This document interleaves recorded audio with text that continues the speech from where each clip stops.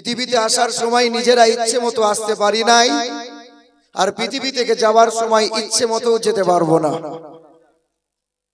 পৃথিবীতে আসার সময় যদি আমরা নিজেরা ইচ্ছে মতো আসতে পারতাম, তাহলে গরিবের ঘরে আসতাম না, রাজা বাদশাহ জমিদারের বাড়িতেই আসতাম।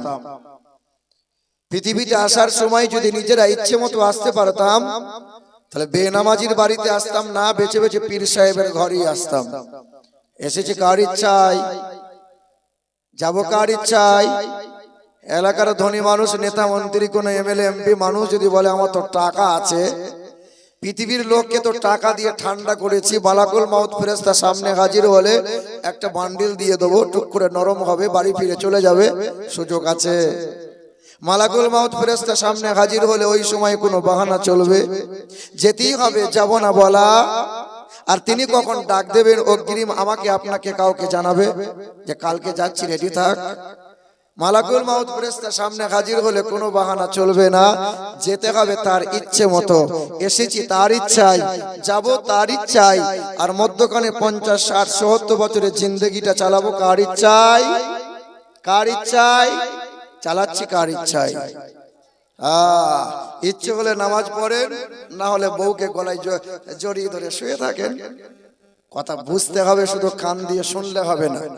নবীর সাহাবায়ে কেরামগণ রাসূলুল্লাহ সাল্লাল্লাহু আলাইহি সাল্লামের কথা শুনে বুঝেছিলেন তারা, তাই তো নবীজির মহব্বতে আরামের বিছানা ত্যাগ করে আদরের বিবিকে সরিয়ে দিয়ে নবীর মহব্বতে যুদ্ধের ময়দানে জীবন দিতে পিছু পা হয় নাই।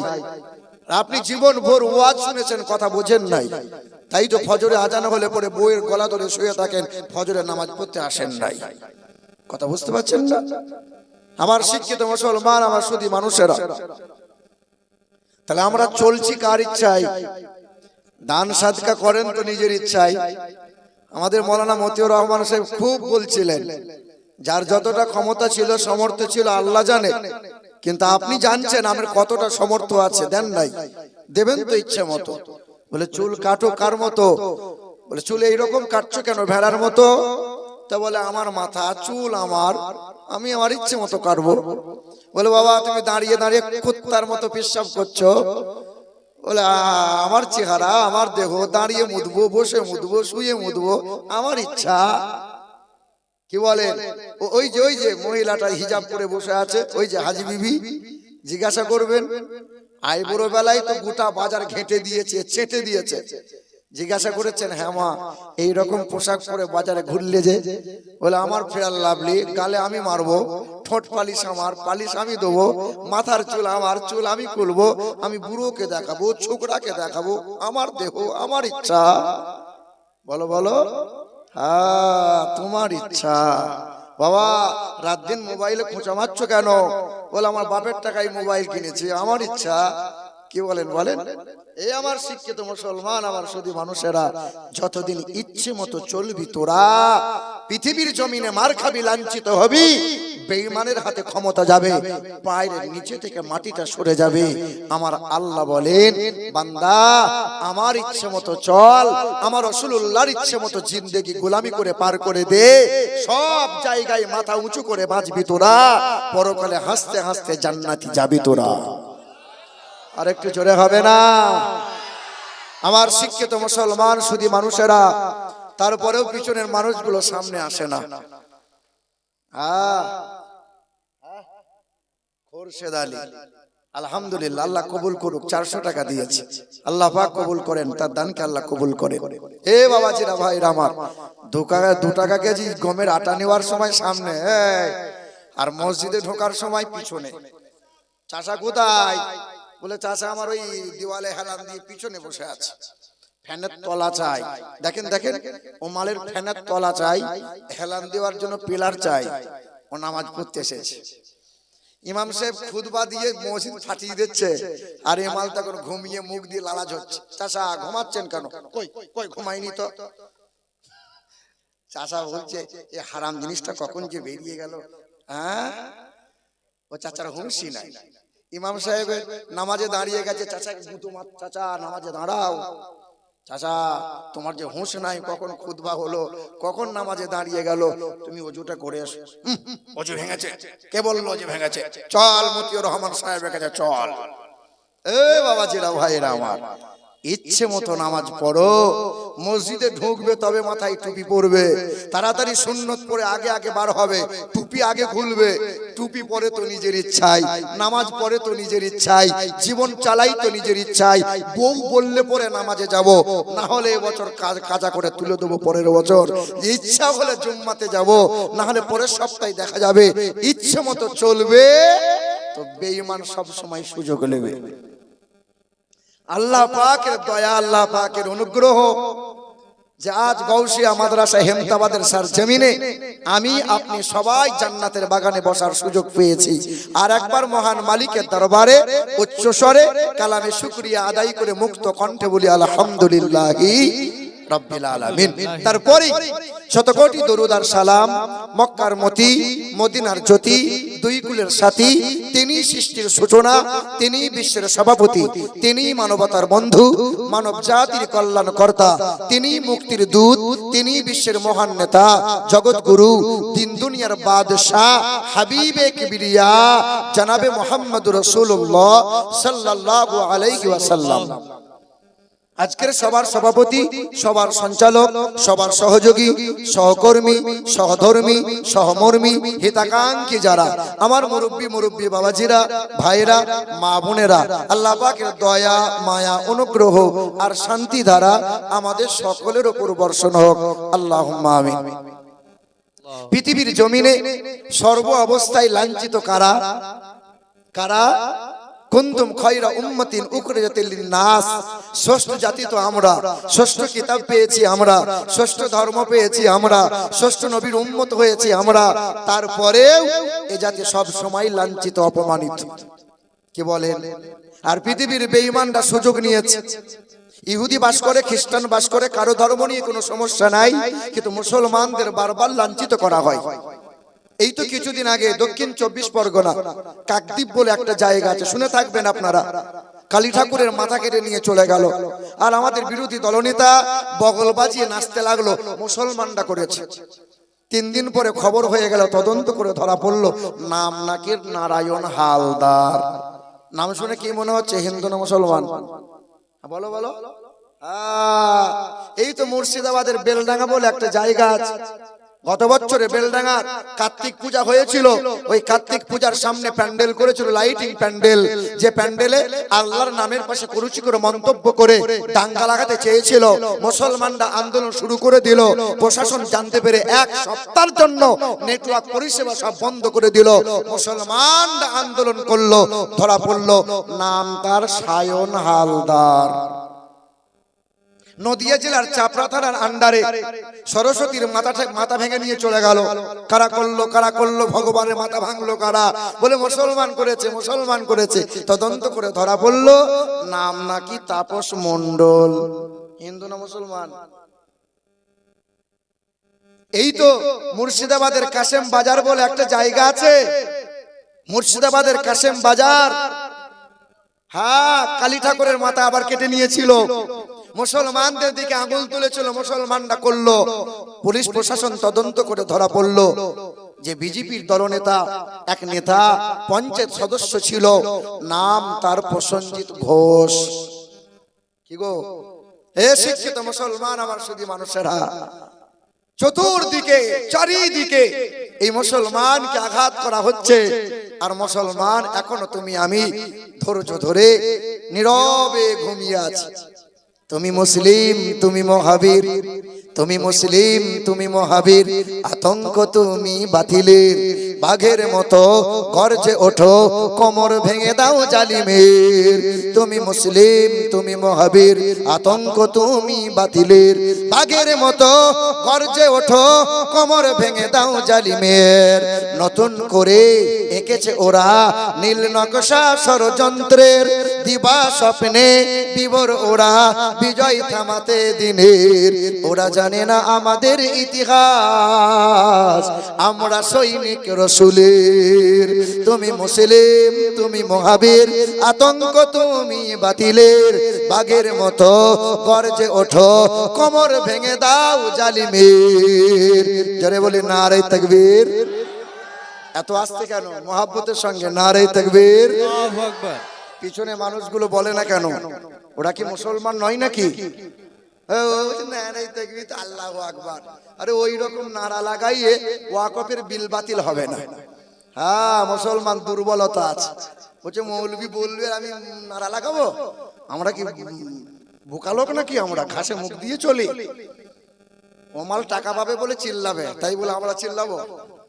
এই মুসলমান, এই সকলে মহাব্বতের সঙ্গে একটু হবে নারে তাকবীর, আল্লাহু আকবার, নারে তাকবীর, আল্লাহু আকবার, নারে রিসালাত, ইয়া রাসূলুল্লাহ, নারে হায়দারি, হায়দারি, হায়দারি, নারে তাকবীর, নারে রিসালাত, ইয়া রাসূলুল্লাহ। মুসলমান শিক্ষিত বন্ধুরা আমার, মাইক ম্যান, তোমার কিন্তু মাইক মেশিনের নাম আছে, তুমি একটু খেয়াল করো, আরো সাউন্ডটা সুন্দর করো। হ্যাঁ, তুমিও ভালো ছেলে, তোমার নাম কি? কি নাম? প্রদীপ। কি প্রদীপ? এই দেখো, হিন্দু ঘরের ছেলে ওয়াজ করবে মুসলমান, আর হিন্দুর মাইক মেশিন হবে। এর নাম তো সম্প্রীতি, এর নাম তো ভালোবাসা। হে মুসলমান বাবাজিরা, ভাইরা আমার, আজকে মাদ্রাসার জালসা, খুব গরম নয়, মাঝে মধ্যে নরম ওয়াজ করা দরকার আছে। আমার শিক্ষিত মুসলমান, আমার সুধী মানুষেরা, পৃথিবীর জমিনে যত নবী পয়গম্বর এলেন, আল্লাহ পাক প্রতিজনকে এক একটা মুজিজা আমার আল্লাহ দান করেছিলেন। আল্লাহ পাক দাউদ নবীকে মুজিজা দিলেন যে এই যে লোহা নরম করার জন্য আগুনে পোড়ানো হয়, লোহা নরম হয়, কিন্তু দাউদ নবী আলাইহিস সালাতু সালামের মুজিজা ছিল লোহা তিনি ধরতেন তো সঙ্গে সঙ্গে লোহা নরম হয়ে যেত। দাউদ নবী নাই, পৃথিবীতে নাই দাউদ নবী আলাইহিস সালাতু সালাম, তার মুজিজাও পৃথিবীতে আছে না। মুসা নবী আলাইহিস সালাতু সালামকে আল্লাহ মুজিজা দিলেন। হ্যাঁ, জাদুকররা যখন সাপের খেলা দেখাতে লাগলো, তো মুসা নবী আলাইহিস সালাতু সালামের লাঠি তিনি ছেড়ে দিলেন, সঙ্গে সঙ্গে সাপ হয়েছিল না হয় নাই? হয়েছিল না হয় নাই? এই লাঠি দিয়ে মুসা নবী আলাইহিস সালাতু সালাম যখন দরিয়ায় আঘাত করলেন, দরিয়ার পানির উপর দিয়ে রাস্তা হয়েছে না হয় নাই? মুসা নবী আলাইহিস সালাতু সালাম পৃথিবীতে নাই, তার মুজিজা পৃথিবীতে আছে না। সুলাইমান নবী আলাইহিস সালাতু সালাম যে সিংহাসনে বসেছিলেন, এক চোখের পলকে সিংহাসন বিনা তেলে বিনা ইঞ্জিনে 1 মাসের রাস্তা অতিক্রম করেছিল। চোখের পলকে আবার 1 মাসের রাস্তা অতিক্রম করে নিজ জায়গায় হাজির হয়েছিল। সুলাইমান নবী পৃথিবীর জমিনে নাই, তার মুজিজাও পৃথিবীতে নাই।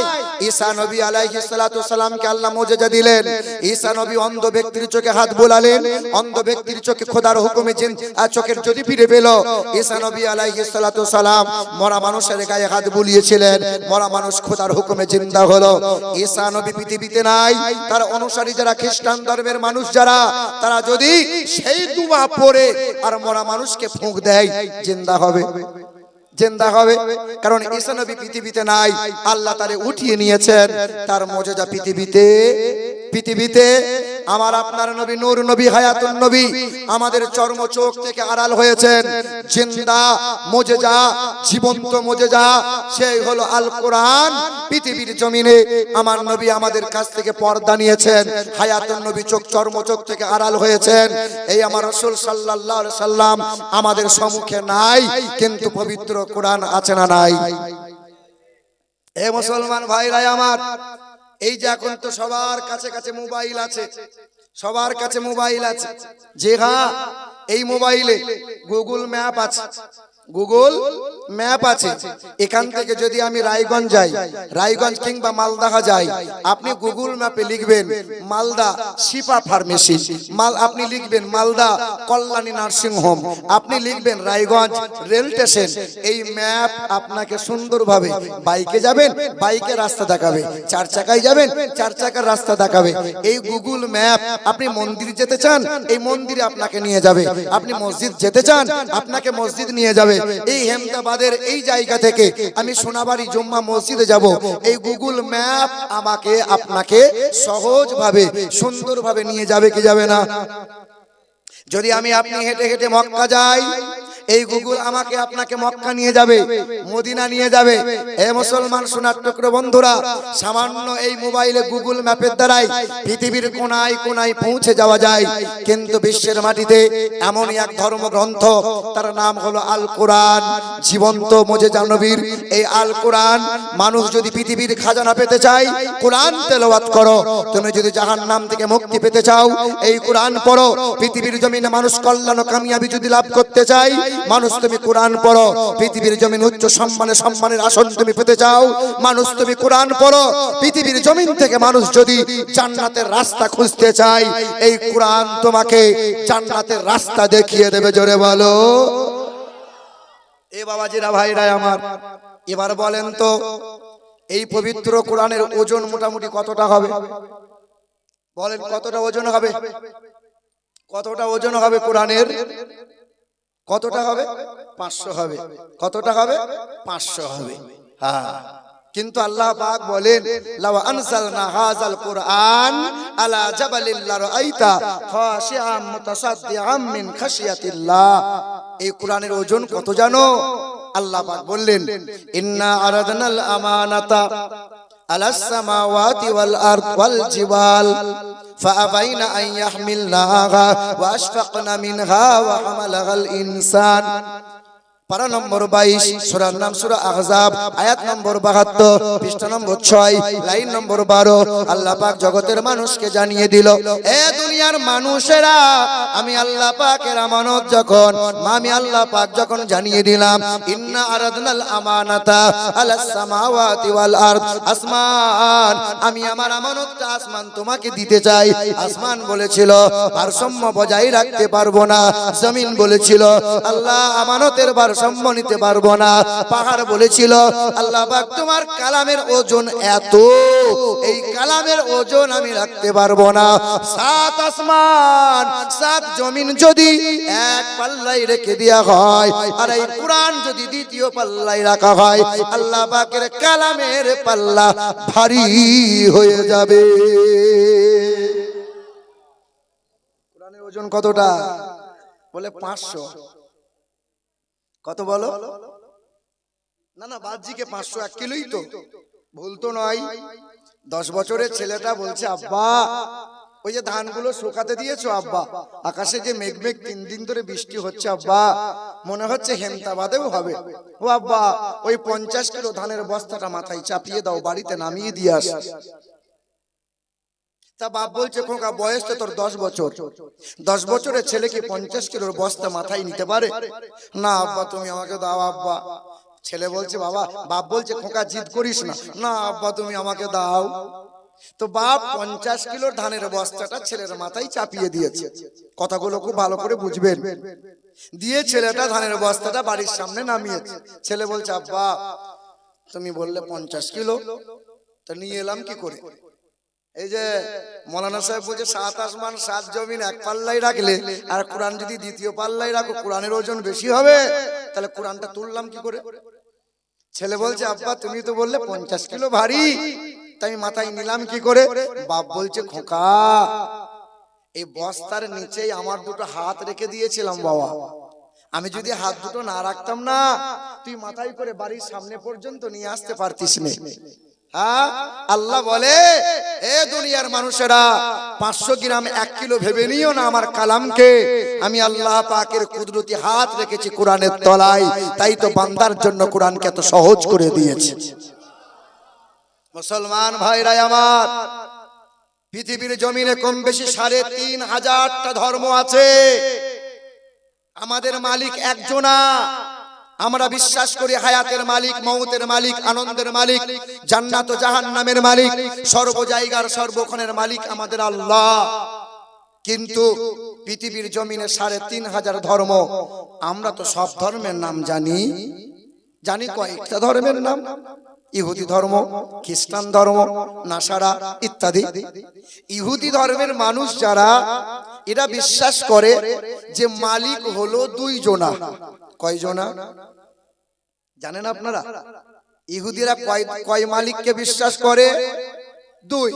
কোরআনে আল্লাহ বলেন, ওয়াকালাতিল ইয়াহুদু উযাইর ইবনুল্লাহ, ইহুদি ধর্মের মানুষ যারা, এদের ধারণা হলো এক মালিক আল্লাহ, আল্লাহর একজন বেটা আছে, তার নাম হলো উজাইর। জোরে বলো, এটা বলো সুবহানাল্লাহ। আরে খ্যাপা, সুবহানাল্লাহ বলা ভালো, কিন্তু সব জায়গায় সুবহানাল্লাহ বলা, কাঁদা ভালো। ওয়াজ মাহফিলে মুনাজাতের সময় চোখের পানি ফেলে কান্না করা ভালো, কিন্তু সব জায়গায় কাঁদা। আমাদের গ্রামেরই একটা ছেলের বিয়ে হয়েছিল, কথা মনে পড়ে গেল তাই বললাম, সুবহানাল্লাহ বলে দিলাম, মনে পড়ে গেল। তা আমাদের গ্রামের একটা ছেলের বিয়ে হয়েছে। দেখবেন যখন বিয়ে হয়ে যাওয়ার পরে মেয়েটা যখন বাপের বাড়ি থেকে চলে যায়, মায়ের গলা ধরে, বাপের গলা ধরে খুব কাঁদে। তবে এখনকার মেয়েরা কাঁদে না। কাঁদে? হ্যাঁ, বরযাত্রী এসেছে, বর এসেছে, আর মেয়ে ফোন করে বলছে, কই তুমি কখন এলে, আমাকে বললে না তো। হ্যাঁ, এ বাবাজিরা, আগেকার মা বোনরা কাঁদতো, কারণ আগেকার মা বোনদের সভ্যতা ছিল, ভদ্রতা ছিল, আদব কায়দা ছিল, এখন আর নাই। এ বাবাজিরা, ভাইরা আমার, তো বিয়ে করার পর এই মেয়ে তখন মায়ের গলা ধরে কাঁদছে। তা মেয়ে কাঁদছে দেখা দেখিতে জামাইও কাঁদে। তা জিজ্ঞাসা করে, তুই কাঁদছিস কেন? বলে, আমার বউ কাঁদে। আরে খ্যাপা, বউ কাঁদছে মায়ের বাড়ি থেকে চলে যাচ্ছে বলে, তুই কেন কাঁদবি? বলে, আমার বউটা কাঁদছে মা বাপকে ছেড়ে চলে যাচ্ছে বলে, আমাকেও একদিন বাপ মা ছেড়ে দিতে হবে, তাই এখন আমি কেঁদে নিচ্ছি। এ বাবাজিরা, ভাইরা আমার, কাঁদা ভালো, কিন্তু বর যদি শ্বশুর বাড়িতে কাঁদে সেটা ভালো না। সুবহানাল্লাহ বলা ভালো। মনে করো আমিরুল ইসলামের আব্বা এখন তো হায়াতে আছে, কখনো ইন্তেকাল হবে, ইমাম সাহেব যদি বলে মাইকে যে আসসালামু আলাইকুম, আমিরুল ইসলামের আব্বা ইন্তেকাল হয়েছে, আর আপনি বগলবাজি যদি সুবহানাল্লাহ সুবহানাল্লাহ বলো বলো, তাহলে ইহুদি ধর্মের মানুষ যারা বিশ্বাস করে কয় প্রভুকে, খ্রিস্টান ধর্মের মানুষ যারা, এরা বিশ্বাস করে যে প্রভু মালিক হলো তিনজনা। কয়জনা? অকাল আল মাসিহ ইয়া ঈসা ইবনে মারইয়াম।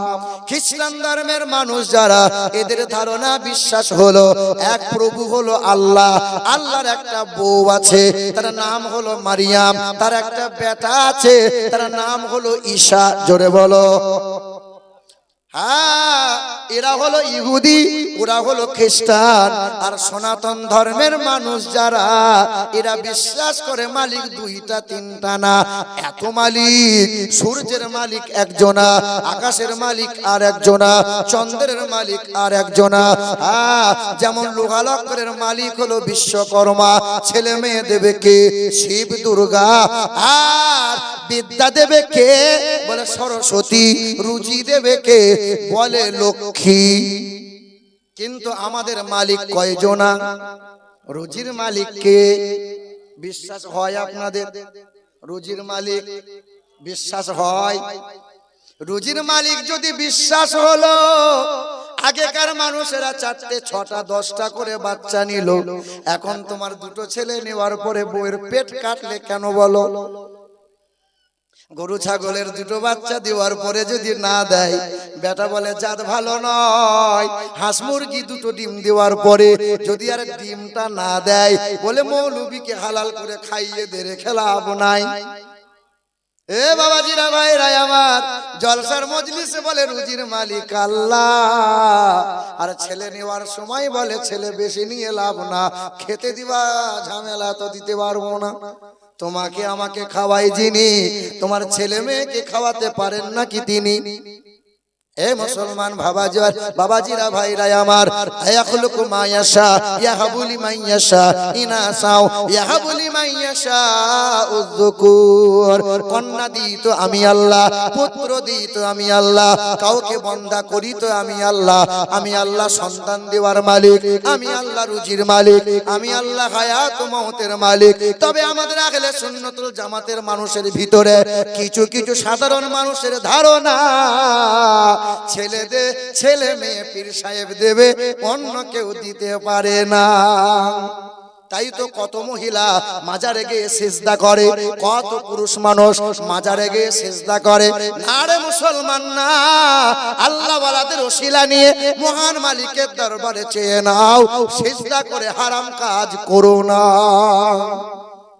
আল্লাহ বলেন আসমানের রব আমি আল্লাহ, আসমানের রহমত হলো রাসূলুল্লাহ, জমিনের রব আমি আল্লাহ, জমিনের রহমত হলো আমার রাসূলুল্লাহ, আখিরাতের রব আমি আল্লাহ, আখিরাতের রহমত হলো রাসূলুল্লাহ, সর্ব জায়গার রব আমি আল্লাহ, সর্ব জায়গার রহমত হলো রাসূলুল্লাহ। দুনিয়ার মানুষেরা কল্যাণ ও কামিয়াবি যদি পেতে চাও, পৃথিবীতে যদি মাথা উঁচু করে বাঁচতে চাও, আমি আল্লাহ পাকের ঘোষণা পারা নম্বর 28 সূরার নাম সূরা হাসর, আয়াত নম্বর 7 লাইন নম্বর 8। আল্লাহ পাক জগতের মানুষকে জানিয়ে দেয় মা আতাকুমুর রাসূল ফাকুযুহু ওয়া মা নাহাকুম আনহু ফান্তাহু। এ দুনিয়ার মানুষেরা আমার নবী তোমাদেরকে যা যা দেবে তোমরা গ্রহণ করে নেবে। নবী যেমন করে খেতে বলে তেমন করে খাবার খাবে, নবী যেমন পোশাক পরতে বলে তেমন পোশাকটা পরবে। এ দুনিয়ার মানুষেরা নবীর গোলামি করে নাও, নবীর ইত্তেবা করে নাও, নবীর অনুসরণ অনুকরণ করে নাও, ইহকালে নাজাত পাবে আর পরকালে হাসতে হাসতে জান্নাতি হবে। এবার আপনারা বুকে হাত রেখে বলেন নবী যা যা দিয়েছে তা কি আমরা নিতে পেরেছি? আল্লাহর নবী পাক জবানে জানিয়ে দিলেন তলাবুল ইলমি ফরিদা, প্রতিটা মুসলমান নর ও নারীর জন্য কোরআন শিক্ষা করা ফরজ। আর মুসলমানের ছেলে বলেছে দাই কেঁদেছে গরজ। বলো দেখেন না, আরে কোরআন শিখবে কারা? কোরআন শিখবে যদি এরা, তাহলে মাদ্রাসা, তাহলে ওই মেলা তলায় বগল দিয়ে খোঁচা, কোন দিয়ে খোঁচা মারবে কারা? শালির হাত ধরে নিয়ে মেলা তলায় ঘুরবে কারা? আরে বোনের হাত ধরে বাজারে গেছো, বোনের হাত ধরে রায়গঞ্জ গেছো, বোনের হাত ধরে মেলা তলায় কিছু কিনতে গেছো, স্বভাব আছে অসুবিধা নাই, কিন্তু শালির হাত ধরে যখন বগল নিয়ে মেলা তলায় ঘোরাও তোমারও বাঁশ যাবে, তোমার বাপেরও বাঁশ যাবে, সহজে ছাড় নাই। বোনের ছেলে যখন বলে মামা, তখন ও বেটা বলে বোন তোর ছেলেকে থামা। আর শালির ছেলে যখন বলে খালু, এ বেটা নরম গোল আলু। আমাকে খালু বলেছে আমার শালির ছেলে। বলো বলো এ মুসলমান ভাইরা আমার, ও সোনামণি মা বোনেরা, ও সোনার চাঁদ বন্ধুরা, আল্লাহর নবী জানিয়ে দিলেন তোমরা কোরআনের শিক্ষা অর্জন করো। পৃথিবীর জমিনে সর্বপ্রথম ফরজ হলো ইলম হাসিল করা, মানে কোরআন ও হাদিসের তালিম নেওয়া, কোরআন ও হাদিসের জ্ঞান অর্জন করা, পাক না পাক কোনটা, হারাম হালাল কোনটা, বৈধ অবৈধ কোনটা। এ মুসলমান ভাইরা আমার, নাজাত যদি পেতে চাও ছেলেকে ডাক্তার করাও, ছেলেকে মাস্টার করাও, ছেলেকে এমকম বিকম করাও, তাতে অসুবিধা নাই। তোমার ছেলে যেন বিয়াদব না হয়, তোমার ছেলেকে কোরআনের তালিম দিয়ে যাও। বলে আমার ছেলে মানুষ হচ্ছে, তাই তো কুত্তার মতো দাঁড়িয়ে দাঁড়িয়ে পেশাব করছে। বলে আমার ছেলে বড় মানুষ হচ্ছে, তোমার ছেলে দেখো সিলিন্ডার বার করে পেশাব করে আর মানুষকে দেখাচ্ছে দেখ আমার, দেখ আমার মেশিনটা দেখ। লজ্জা শরম কোথায় গেল? মুসলমান মাদ্রাসায় মাঝে মধ্যে আসো, 6 বছরের ছেলেটা 8 বছরের ছেলেটা পেশাব করে, ইস্তেঞ্জা করে, কাউকে দেখতে দেয় না, লজ্জা করে শরম করে, কেমন পেশাব করতে হয় এই 6 বছরের বাচ্চাটা জানে, তোমার আদবুড়ো পাঁটা জানে না। রাগ করছে বড় ভাই, করছে করো করো, অসুবিধা নাই। এ মুসলমান ভাইরা আমার, এ নওজোয়ান যুবকেরা আমার, আল্লাহ বলে কেউ তোদের মারতে পারবে না, আমার নবীর গোলামি যেন বাদ দিবি না।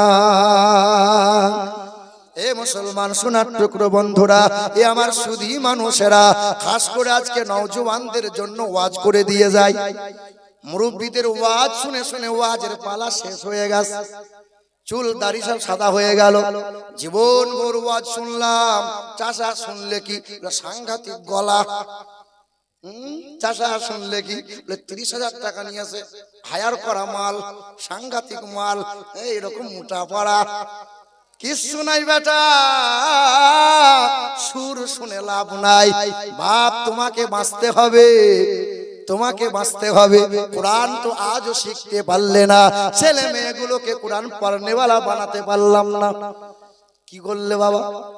এ মুসলমান বাবাজিরা, ভাইরা আমার, ও সোনার চাঁদ বন্ধুরা, আমার সুধী মানুষেরা, পৃথিবীর জমিনে মার খাচ্ছি আমরা। কারা মার খাচ্ছে? কারা? মুসলমানরা। শুনছেন না? কেউ বলছে মুসলমান গুলোকে গাছে ঝুলিয়ে এলো পাতারি কেলা, আবার কেউ বলছে মুসলমানের দাড়ি ধরে ছিঁড়ে দে, আবার কেউ বলছে মুসলমান গুলোকে দেশ থেকে তারা। কিছুদিন আগে মেদিনীপুর গিয়েছিলাম, যে গ্রামে ওয়াজ মাহফিল করলাম, মাত্র 30 ঘর মুসলমান তারা ওয়াজ মাহফিল দিয়েছিল। বড় কষ্ট করে ছোট একটা মসজিদ বানিয়েছিল, 5 বার আজান হয়, নামাজ হয়। তো ওয়াজ করে চলে এলাম। 3 দিন পরে তাদের মসজিদের মাইকটা মসজিদের মাথা থেকে নামিয়ে ভেঙে দিয়ে চলে গেছে। মুসল্লিরা বলল, হুজুর আমরা সকাল বেলায় মসজিদের সামনে গিয়ে বললাম, এ কাজ করলে কারা বলো? তখন এক দল কট্টরপন্থী কপালে তিলক দিয়ে জয় শ্রীরামের ধ্বনি দিয়ে দিয়ে ছুটে এসে বলল যে আমরা করেছি, কি করবে করো, তোমাদের আজানে আমাদের বড় ডিস্টার্ব হয়। 10 বছর আগে মন্দিরে ঘন্টা হয়েছিল, মসজিদে হয়েছিল আজান, ওদেরও কোনো সমস্যা হয় নাই, আমাদের কোনো সমস্যা ছিল না। এ বাবাজিরা, ভাইরা আমার, হিন্দুরা এখন বলছে আমরা বিপদে আছি। 700 বছর রাজত্ব করেছে মুসলমানরা, ওই সময় হিন্দুরা কোন সময় কেউ বলে নাই যে বিপদে আছি। ওলন্দাজ রাজত্ব করেছে, ব্রিটিশরা 190 বছর রাজত্ব করলো, হিন্দুরা কেউ বললো না আমরা বিপদে আছি। এই 10 বছর ধরে বলছে আমরা খুব বিপদে। ওদেরই রাজা, ওদেরই প্রশাসন, ওরা নিজে ইচ্ছে মতো আইন তৈরি করে, ইচ্ছে মতো আইন ভাঙে, ইচ্ছে মতো মসজিদ মাদ্রাসা ভেঙে দেয়, ইচ্ছে মতো মুসলমানদেরকে আঘাত করে দেয়। আবার ওরাই আবার মিছিমিছি মিথ্যা করে বলছে আমরাই বিপদে আছি। বলেন তো বাবা, বুকে হাত রেখে, মুসলমানদের প্রতি ন্যায় বিচার হচ্ছে এই দেশের মাটিতে? হচ্ছে? এ বাবাজিরা, ভাইরা আমার, 2 ডাকাত এক বাড়িতে চুরি করতে গেছে, এক বাড়িতে চুরি করতে গেছে। তো যেমন পাঁচিল টপকে চুরি করতে ঢুকবে, ওই পাঁচিলটা পড়ে এক ডাকাত মরে গেছে, এক ডাকাত চাপা পড়ে গেছে। তখন এক ডাকাত মামলা করেছে বাড়িওয়ালার নামে। কার নামে মামলা? ডাকাত মামলা করছে বাড়িওয়ালার নামে। ও পাঁচিল ওই রকম দিল কেন? হ্যাঁ, ডাকাত মামলা করছে। তখন আদালতে জজ তখন বলছে, এই বাড়িওয়ালা, কিরকম পাঁচিল বানিয়েছিলে, তোমার ফাঁসি হবে। তো বাড়িওয়ালা বলছে, হুজুর যা বানাই আমার দোষ নয় হুজুর, পাঁচিল আমি বানাই নাই, রাজমিস্ত্রি বানিয়েছে। রাজমিস্ত্রিকে ধরে নিয়ে আয়। রাজমিস্ত্রিকে ধরে নিয়ে আসা হলো। রাজমিস্ত্রি বলে, হুজুর আমার কোনো দোষ নাই হুজুর, আমার লিভারটা গোলমাল করেছে। বলে, এই লিভার তুই গোলমাল করেছিলি, তুই সিমেন্টে বেশি বেশি মশলাতে পানি দিয়েছিলি, ঢিলামাল করেছিলি। তোর লিভার বলে, হুজুর জাহাপানা আমার কোনো দোষ নাই হুজুর, আমি যখন মশলা মাখাচ্ছিলাম ওই সময় একটা হাতি রাস্তা দিয়ে যাচ্ছিল, আর একজনা মহিলা ঝুমঝুমিয়ে এই পায়ে নুপুর পড়েছিল, তার ঝুমঝুমুনি আওয়াজ পেয়ে হাতি লাফ মেরে দিয়েছে, ভয়ে বালতিটা উল্টে গেছে, পানি একটু মাল ঢিলা বেশি হয়ে গেছে। বলে, যে ঝুমুর বাজিয়েছিল সেই মহিলাকে ধরে নিয়ে আসো। ওই মহিলাকে ধরে নিয়ে আসা হলো। তো মহিলা বলে, হুজুর আমার কোনো দোষ নাই, আমি স্বর্ণকারের দোকানে জিনিস বানাতে দিয়েছিলাম, স্বর্ণকার ঝুমুর একটু পাথর একটু বেশি দিয়ে দিয়েছে। বলে, স্বর্ণকারে ফাঁসি হবে। স্বর্ণকারে এইরকম কেন ঝুমুর বানাইলো? স্বর্ণকার বলে, হুজুর জাহাপানা আমি আর কি দোষ করলাম, এইরকম করেছি যেমন করে আমাকে বলেছে। বলে, এক কাজ কর, গলায় দড়ি পরা, বেশি আর বাড়ানো যাবে না, স্বর্ণকার কি ফাঁসি দে। এ রুগা মাল আগুনের পাশে বসে বসে স্বর্ণের কাজ করে করে এমন রুগা হয়ে গেছে, ফাঁসির দড়ি যেই দেয় মাল গড়িয়ে চলে যায়, গলাতে আর লাগে না। তখন রাজা বলছে, হ্যাঁ জজ বলছে, এক কাজ কর, এই এলাকায় যার গর্দান মোটা ওই রকম মাল নিয়ে আই, ফাঁসি দেবো। নিরীহ মানুষ গো, কোনো দোষ নাই। বলে, গর্দান মোটা কার দেখি? তা হ্যাঁ একটা মুরিদকে পেয়েছে, পীর সাহেবের খাস মুরিদ, ও মাল পেয়েছে গর্দান মোটা, বলে ফাঁসি হবে। তা পীর সাহেব বলে বাপ যা করবি কর, যে দেশে তেল আর ঘিয়ের দাম সমান, যে দেশে ইনসাফ নাই, সস্তায় মাল বেশি খাবি না, গর্দান মোটা করবি না। আমার কথা শোন বাবা, এ মুরিদে খাদিম মাল সস্তায় পেয়েছে, বেশি বেশি ঘি খেয়েছে, গর্দান মোটা করেছে, এবার ফাঁসির মঞ্চে উঠেছে। বাদশা বলছে ফাঁসি তোর হবে, যার দড়ি যার গর্দানে আটকাবে। গর্দানে আটকে গেছে। পীর সাহেব বলছে বাবা তুই আমার খাস মুরিদ, তোকে তো বাঁচাতেই হবে, কারণ পীর সাহেব যারা জাহান্নাম থেকে বাঁচানোর জন্য রাস্তা বলে দেয় কি দেয় না। খাদিমকে বলছে দেখ বাবা তুই শুধু বলবি ফাঁসি আমার হোক, আর আমি শুধু বলবো ফাঁসিটা আমার হোক, ঠিক আছে ফাঁসি হবে, ফাঁসি হবে। এমন সময় মুরিদ বলছে হুজুর ফাঁসিটা আমাকে এখনই দেয়া হোক। না, পীর সাহেব বলছে ফাঁসি আমি লব। বাদশা বলে চিন্তা করে কি ব্যাপার, মরার জন্য সবাই বলে হুজুর আমাকে মাফ করে দাও, মরা থেকে সবাই নিজেকে বাঁচাতে চায়, আর এই দুজন মিলে শুধু ফাঁসি নেওয়ার জন্য হুড়ুহুড়ি করছে কেন? বাদশা জিজ্ঞাসা করছে কি ব্যাপার, ফাঁসি নিতে চাইছো কেন? তখন পীর সাহেব বলছে রাতে বেলা স্বপ্ন দেখলাম যে ফাঁসি নেবে, যে আজকেই মরণ হবে তার ফুরুত করে জান্নাত পেয়ে যাবে।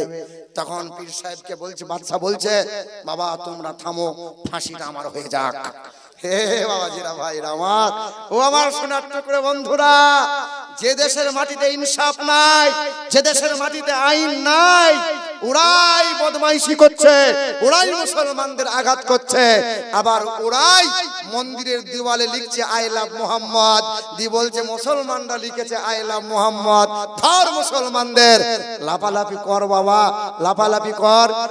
এক দল ছাগল লাফালাফি করতে করতে জঙ্গলে গেছে, জঙ্গলের সিংহ তখন ঘুমিয়ে আছে, আর ছাগলগুলো জঙ্গলের সিংহের লেজ নিয়ে খেলা করতে লেগেছে। জঙ্গলের ছাগলরা তখন মনে মনে ভাবলো সিংহ মরে গেছে, এবার জঙ্গলের রাজা আমরা ছাগলটাই হব। কিন্তু ছাগল জানে না এই সিংহ এবেলা ঘুমিয়ে আছে, ওই বেলা সিংহর যখন ঘুম ভেঙে যাবে ছাগল আর ম্যা বলার কি সুযোগ পাবে? কথা বলে না, ইশারা বোঝেন না? এ মুসলমান ভাইরা আমার, এই দেশের মাটির সর্বপ্রথম যে বলেছিল জয় হিন্দ সে ছিল মুসলমান, নাম তার আবিদ হাসান। এই দেশের মাটির সর্বপ্রথম বলেছিল ইনকিলাব জিন্দাবাদ, তার নাম হযরত মাওলানা মুহানি। এই দেশের মাটিতে সর্বপ্রথম বলেছিল ভারত ছাড়ো, ব্রিটিশদের বিরুদ্ধে আন্দোলন করেছিল, হিন্দু ছিল না মুসলমান ছিল, নাম তার ইউসুফ মেহের আলী। এই দেশের মাটিতে সারে জাহাঁ সে আচ্ছা হিন্দুস্তান হামারা, এই গান শুনিয়েছিল যে আল্লামা ইকবাল। সে এই দেশের মাটিতে ওই জাতীয় পতাকার সৌন্দর্যতা দিয়ে গেল যে মুসলমান ঘরের বউ মাসে সুরাইয়া তাইয়্যিব জি তার নাম। এখনো হিন্দু ভাইদের বিবাহ অনুষ্ঠানে সানাই বাজানো হয়, ওই সানাই সর্বপ্রথম বাজিয়ে শিখিয়ে দিয়ে গেল যে মুসলমানের ছেলে সে বিসমিল্লাহ খান। এই দেশের মাটিতে তবলা বাজিয়ে শিখিয়ে দিয়ে গেল যে মুসলমানের ছেলে সে জাকির হোসেন তার নাম। এখনো দেশের জন্য ইন্ডিয়া গেটে জীবন দিয়েছে যারা, ইন্ডিয়া গেটে নাম লিখা আছে তাদের, স্বাধীনতা সংগ্রামীদের নাম লিখা আছে, 92,000 ব্যক্তিগণের নাম পাওয়া যায়। হিন্দুরা দিল, আদিবাসী দিল, মুসলমান দিল, সবচেয়ে বেশি রক্ত আর জীবন দিল যারা 62,000 দাড়িওয়ালা মুসলমান ছিল তারা। জোরে বলে নারে তাকবীর, নারে তাকবীর, নারে রিসালাত। বলে বাপ, বলে আমাদের দেশ, বলে মুসলমানগুলোকে দেশ থেকে তারা। আপনাদের অসুবিধা হচ্ছে নাকি? ভয় টয় লাগছে নাকি বাবা? দেশটা নয় তো কারো বাপের ভিটা, করিবে মন চাহিলি যখন যেটা। দেশটা নয় তো কারো বাপের ভিটা, করিবে মন চাহিলি যখন যেটা। দেশটা লক্ষ মায়ের ইজ্জতের দামে কেনা, মাটিতে মিশে আছে লাখ শহীদের রক্ত কোনা। শহীদের রক্তের দামে কেনা মদের সোনার ভিটা, শহীদের রক্তের দামে কেনা মদের সোনার ভিটা। তবে কেন অভ্যাস হলো বিদেশিদের চরণ চাটা। দেশটা নয় তো কারো বাপের ভিটা, করিবে মন চাহিলি যখন যেটা। এদেশের মাটি হতে গন্ধ আসে ওই কালেমার, এদেশের মাটি হতে গন্ধ আসে ওই কালেমার। এদেশের আকাশ ছুঁয়ে রয় দাঁড়িয়ে কত মিনার। জোরে বলো। এদেশের মাটি হতে গন্ধ আসে ওই কালেমার, এদেশের আকাশ ছুঁয়ে রয় দাঁড়িয়ে কত মিনার। আজানের সুরে সুরে জীবন যাদের বেড়ে ওঠা, আজানের সুরে সুরে জীবন যাদের বেড়ে ওঠা, এদেশে জালিমদের এত কেন ঘন ঘাটা। দেশটা নয়তো কারো বাপের ভিটা, করিবে মন চাহিলি যখন যেটা। এ যুবক, তোমাদেরকে সচেতন হতে হবে। সমাজের নওজোয়ান যুবকরা যদি সচেতন হয়, সমাজের নওজোয়ান যুবকরা যদি জেগে ওঠে, তো জানবে সেই সমাজ, সেই মহল্লার মানুষগুলো সব সুন্দর হয়ে যাবে। এই মাদ্রাসার সেক্রেটারি ক্যাশিয়ার যারা, প্রতিটা মসজিদের কমিটি সেক্রেটারি ক্যাশিয়ার যারা, সভাপতি যারা, আমি অনুরোধ করব সব সময় নওজোয়ান যুবকদেরকে আগিয়ে দেন, কাগজপাতি খাতা কলম যুবকদের হাতে তুলে দেন। হ্যাঁ, 60 বছর বয়স হলে সরকারি চাকরি দিয়ে রাখে না। কি গো বলে, সরকার জানে 60 বছর বয়স হয়েছে, এবার চাচার মুরব্বি মিজাজ খিটখিটে হয়ে যাবে। 80 বছরের মুরব্বি চাচা এখনো মসজিদের সেক্রেটারি, তাই বেতনটা 5000ই আছে, 6000 হয় নাই। কথা বুঝতে পারেন নাই বাপ? না না না, মুরব্বীদের তো দরকার, মুরব্বীদের পরামর্শ নেবে, আর যুবকরা যুদ্ধের ময়দানে যাবে। যুদ্ধ করবে কারা? আল্লাহর নবীকে সবচেয়ে বেশি মহব্বত করেছিল নওজোয়ান যুবক যারা, ইসলামের জন্য সবচেয়ে বেশি জীবন দিয়েছে তারা, নওজোয়ান যুবক ছিল তারা। ইসলামের জন্য নবীজির মহব্বত সর্বপ্রথমে কালেমা পড়ে ইমানদার হয়েছে তারা, নওজোয়ান যুবক ছিল তারা। আবার একদিন যুদ্ধ হবে এই দেশের মাটিতে আর গোটা বিশ্বের মাটিতে, ইমান আর বেঈমান নিয়ে, কাফের আর মুমিন নিয়ে যুদ্ধ হবে, আর গোটা বিশ্বের মাটিতে মুসলমান তুমি জয়লাভ করবে। আরে ওয়ালা তাহিনু ওয়ালা তাহজানু ওয়া আনতুমুল আ'লাউনা ইন কুনতুম মুমিনিন। দুঃখ করো না, সাহস হারিও না, আরে বিজয়ের পতাকা তোমারই হাতে উড়বে। শত্রুতা করেছিল 10 ভাই, ইউসুফ নবীকে কুয়ার মধ্যে ফেলে দিয়েছিল। বলো বন্ধু, যার পিছনে শত্রুতা করে যাকে কুয়ার মধ্যে ফেলে দিল, আল্লাহ তার এক বিজয়ী দিয়ে মিশরের অর্থমন্ত্রী করে দিল। আর যারা শত্রুতা করলো ও তেমনই খালে পড়ে রইল। শোনেন নাই ইতিহাস? শোনেন নাই আপনারা? পৃথিবীর জমিনে আবরাহা জালিম বাদশা বলেছিল ইসলামের নাম নিশানা মুছে দেব। ইসলামের নাম নিশানা মুছতে গিয়ে 60,000 সৈন্য সিপাহী নিয়ে গিয়েছিল, হস্ত বাহিনী নিয়ে গিয়েছিল। আল্লাহ কোন ফেরেশতা নেয় নাই, আল্লাহ কোন মানুষকে নেয় নাই। বলেন তো তাদের বিরুদ্ধে আন্দোলন করার জন্য কে এসেছিল? কে এসেছিল? ঝাঁক ঝাঁক পাখি আবাবিল। হায় হায় হায়! এ মুসলমান ভাইরা আমার, আবাবিল পাখি নয়, পাখিগুলোর নাম আবাবিল নয়। আবাবিলের অর্থই হলো ঝাঁক ঝাঁক পাখি। কাকর তুলেছিল, আল্লাহর অর্ডার হয়েছিল, নিক্ষেপ করেছিল, জালিমের দল ধূলিসাৎ হয়ে গেল। নওজোয়ান যুবক, এই তো অক্টোবর মাস গেল, সবে নভেম্বরে পড়েছে। শুনে থাকবেন আপনারা, আমি অনেক ওয়াজ মাহফিলে বলেছিলাম যে 1929 সালে এক নওজোয়ান যুবক ছিল, তোমাদেরই মতো যুবক, তোমাদেরই মতো যুবক ছিল। 20 বছর বয়স ছিল সেই যুবকের। তখন ভারত, পাকিস্তান, বাংলাদেশ এক ছিল। ওই সময় এক বেঈমান ইসলামের অপমান করার জন্য এক বেঈমান নবীর চরিত্রে বই লিখেছিল, আর বইটার নাম দিয়েছিল রঙ্গিলা রসুল। কি নাম? রঙ্গিলা রসুল। ইসলামের নাম নিশানা মুছতে চেয়েছিল, আমার নবীর চরিত্র নিয়ে কলম চালিয়েছিল।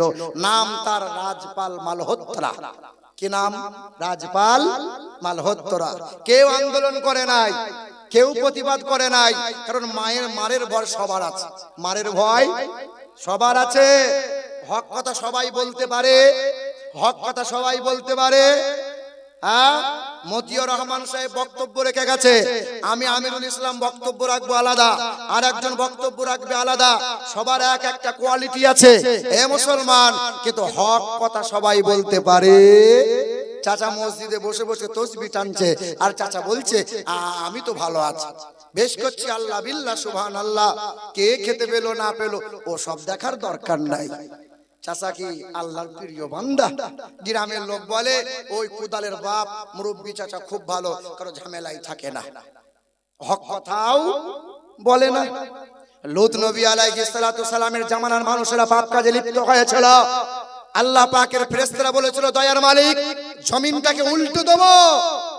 আল্লাহ পাক সেই দিন বলেছিল, আমার ফেরেশতারা জমিন উল্টে ওর মাথায় দিয়ে দাও যে 30 বছর ধরে ইবাদত করে, অথচ দিনের কথা মানুষকে বলে না, হকের কথা মানুষের সামনে পেশ করে না। জমিনটা উল্টে ওর মাথায় দাও।